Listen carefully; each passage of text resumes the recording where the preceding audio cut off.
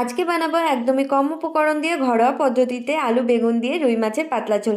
কিভাবে বানালাম পুরোটাই তোমাদের সাথে শেয়ার করব, তো দেখতে থাকো। প্রথমেই মাছটাকে ভালো করে পরিষ্কার করে নুন হলুদ আর সামান্য একটু সর্ষের তেল দিয়ে ম্যারিনেট করে রাখবো। এরপরে একটা ছোট সাইজের টমেটো, একটু আদা, 7 থেকে 8টা কাঁচা লঙ্কা আর একটু জিরা একসাথে মিক্সার গ্রাইন্ডারে পেস্ট করে নেব। নেক্সট স্টেপে প্যানে কিছুটা সর্ষের তেল দিয়ে তেলটা ভালো মতো গরম হলে তাতে একে একে মাছগুলো সব ভেজে নেব। মাছগুলো একটু কড়া করে ভেজে নিয়ে ওই তেলেই আলু আর বেগুনটাও ভেজে নেব। সব ভাজা হয়ে গেলে ওই তেলেই একটা শুকনো লঙ্কা, একটু জিরা আর একটা তেজপাতা ফোড়ন দিয়ে মশলাটা ভালো মতো কষিয়ে নেব। মশলা কষানো হয়ে গেলে তাতে ভেজে রাখা আলু আর বেগুনটা দিয়ে একটু নেড়ে চেড়ে 1 বাটি জল দিয়ে দেবো। আর জলটা ফুটতে শুরু করলে মাছগুলোও দিয়ে একটু ঢাকা দিয়ে দেবো। 5 মিনিট পর ঢাকা সরিয়ে ধনেপাতা কুচি আর গরম মশলা দিয়ে নেড়েচেড়ে নামিয়ে নেব রুই মাছের পাতলা ঝোল, একদম ঘরোয়া পদ্ধতিতে।